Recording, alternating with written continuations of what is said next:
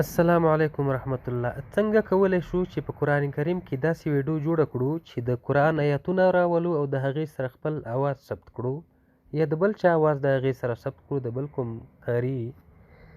نو تاسو کولی شئ چې دغه اپلیکیشن د پلی سټور څخه ډاونلوډ کړئ د نرتل په نامه. نو دغه اپلیکیشن ده د نرتل په نامه. نو زه په دې باندې کلیک کوم. د دې مخ په دغسې اندازه راوړي. نو په دې کې تاسو ګرانو دوستانو که چېرته اواز خپل ثبتوئ، که اواز ثبتوئ نو دغه علامه ده. نو زه به خپل یو څو آیاتونه ثبت کړم. نو زه به دا خپل د سکرین ریکارډر بند کړم تر څو زما ثبت وشي، بیا به راشو ګرانو دوستانو. نو ګرانو دوستانو ما د سورت فاتحې یو څو آیاتونه تلاوت کړه. نو دا به تاسو څنګه په ویډیو کې چې ستاسو غږ غږ راوړي نو هغې سره به هغه آیات هم راوړي په ویډیو کې. نو دا به تاسو څنګه کوئ؟ نو دغلته به راشئ تعین زمان بندي آیات. البته دلته تاسو ترجمه هم کولی شئ، که کومه ژبه ترجمه غواړئ، پښتو خو پکې نشته، اردو، فارسي، هغه ترجمه به هم په لیکلې بڼه په ویډیو کې بیا راځي که تاسو غواړئ. خو زه یې نه غواړم، زه غواړم چې تاسو ته طریقه وښیم. نو دلته به راشئ تعین زمان بندي آیات. نو په دې ځای کې ګران دوستانو لومړی خو به دا داسې کلیک کړئ، لکه دا ځای به داسې کلیک کړئ، په دې به کلیک وکړئ، دا به داسې شین واوړي. نو کله چې تاسو آیات دلته دا ستاسو ثبت دی، کوم آیاتونه چې ما اوس تلاوت کړه دا هغه ثبت دی. نو زه دا سټارټوم. کله چې زه کم آیات ختموم نو په دې به داسې کلیک کوم. کله چې دې کلیک وکړم نو دا به خپله بیا په ویډیو کې دا راځي. بیا چې بل آیات ختمیږي په هغې به کلیک کوم. نو کله چې ستاسو دا آیات ختمیږي په دې وخت کې به تاسو دا داسې کلیک کوئ. بس بیا زه اوس ستاسو په مخ کې دا زما ثبت سټارټوم. نو کله چې بسم الله ختمیږي بس په هغې کې بیا کلیک ورکوم. بسم الله الرحمن الرحیم الحمد لله رب العالمين الرحمن الرحيم مالك يوم الدين إياك نعبد وإياك نستعين اهدنا الصراط المستقيم صراط الذين أنعمت عليهم غير المغضوب عليهم ولا الضالين.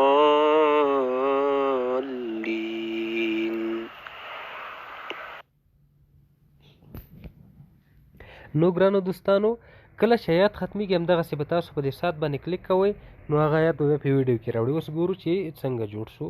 اوس دا سره کوم ته ثبتېږي، راځئ په دې ټیک مار به کلیک وکړئ، د لاندې ټیک مار علامه ده په دې به کلیک وکړئ. نو تاسو اوس زمونږ تعین وشو، آیاتونه برابر شول. دا به اوس څنګه ثبتوئ؟ تاسو به دلته په دغه علامه باندې کلیک وکړئ، دغه زیړ علامه باندې. بیا به دلته تاسو دا انتخاب کړئ. دلته تاسو به ایچ ډي 220 انتخاب کړئ، فول ایچ ډي دی دا چې انتخاب کړو ګران دوستان. دلته اوس لطفا وارد کورید قاري. نو تاسو به د یو قاري نوم لیکئ، ځکه چې کوم قاري دی که د خپل نوم لیکئ مشکل نشته، خپل نوم ورکړئ. زه به خپل نوم ورکړم نجیب الله عابد.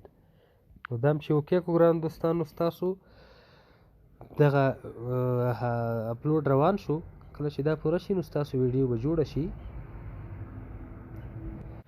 نو ګرانو دوستانو زمونږ هغه کوم دغه چې بسم الله الرحمن الرحیم نو ما چې کوم اپلوډ روان هغه مکمل شو. اوس ګورئ چې زما د اواز سره به همغه آیات راوړي. کوم اواز چې زه تلاوت کوم همغه به په لیکلې بڼه هغه آیاتونه هم راوړي. تاسو ګورئ ګرانو دوستانو.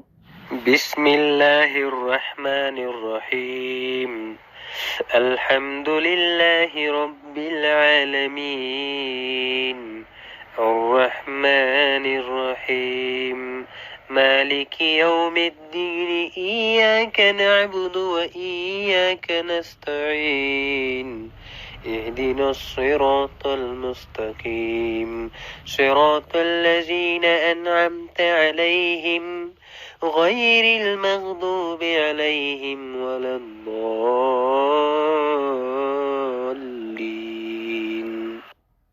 نو ګرانو دوستانو تاسو خو ویډیو ولیده، که بیا هم کومه پوښتنه لرئ، کوم نظر لرئ نو په کمنټ کې راته ویلی شئ، نو زه به بیا هم راځم. که چیرې تاسو سم پوه نه شوئ نو زه به بله ویډیو هم راوړم. والسلام علیکم ورحمة الله وبرکاته.